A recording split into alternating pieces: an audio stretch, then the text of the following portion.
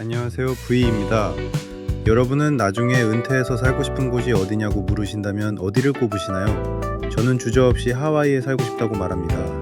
하와이는 자연경관이 정말 훌륭할 뿐만 아니라 즐길 수 있는 액티비티도 정말 많거든요. 게다가 미국이다 보니 쇼핑할 곳도 풍성하고 무엇보다 일본 문화가 많이 섞여 있어서 우리에게도 참 친숙하고 아름다운 곳이라고 생각합니다. 그래서 제가 살면서 가장 많이 방문한 곳도 바로 하와이예요. 흔히 우리가 하와이라고 하면 보통 오아후 섬을 떠올리지만 사실 하와이는 미국의 한 주로서 여러 개의 섬으로 이루어져 있습니다. 그중 관광객이 갈 수 있는 섬은 6가지 정도인데요. 우리가 잘 아는 오아후, 마우이, 그리고 원래 하와이 섬이라고 불리는 빅 아일랜드 등이 있습니다.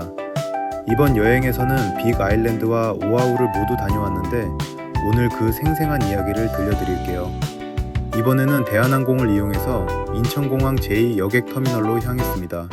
출발 전에 발렛 파킹을 예약하려고 확인해보니 세상에 이미 한 달 전부터 예약 가능한 슬롯이 꽉 차 있더라고요. 참고로 인천공항의 공식 주차 대행 업체는 아미노입니다. 사실 이런 점은 우리나라의 큰 문제점이라고 생각합니다.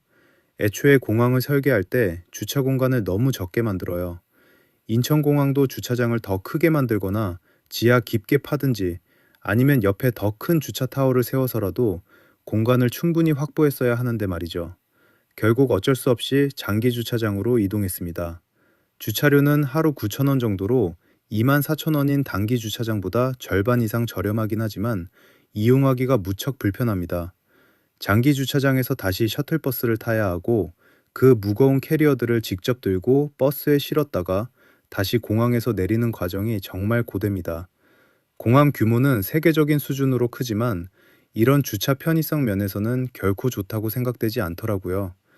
여하튼 우여곡절 끝에 탑승동에 도착했습니다.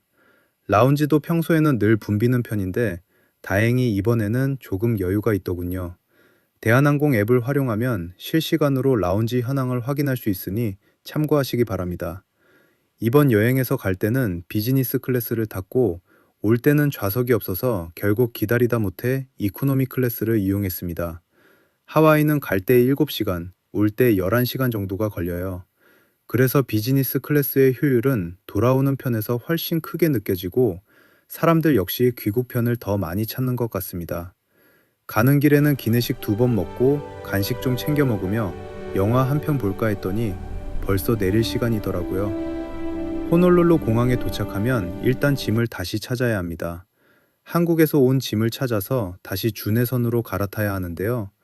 보통 대한항공이 하와이안 항공과 연계되어 있어서 짐을 빅 아일랜드까지 바로 보내준다고 생각하시는 분들이 많은데 실제로는 그렇지 않습니다. 호놀룰루에서 짐을 다시 찾아서 주내선 카운터에서 다시 붙여야 해요. 하와이안 항공은 첫 번째 수화물에 $30, 두 번째는 $40식으로 수화물 비용을 따로 받거든요. 짐 하나만 붙여도 우리 돈으로 45,000원 정도가 추가되는 셈이죠. 반면 사우스웨스트 항공은 수화물 비용이 따로 없어서 미국인들도 아주 많이 이용합니다. 여기서 한 가지 황당한 에피소드가 있었어요. 지난번 인공지능 제미나이가 저에게 사우스웨스트 항공은 제1터미널이라고 알려줬거든요. 그래서 당연히 1터미널로 가려는데 일행이 혹시 모르니 한 번만 더 물어보자고 하더라고요. 마침 현지 한국인 가이드분이 계셔서 여쭤봤더니 사우스웨스트는 제2터미널이라고 알려주셨습니다.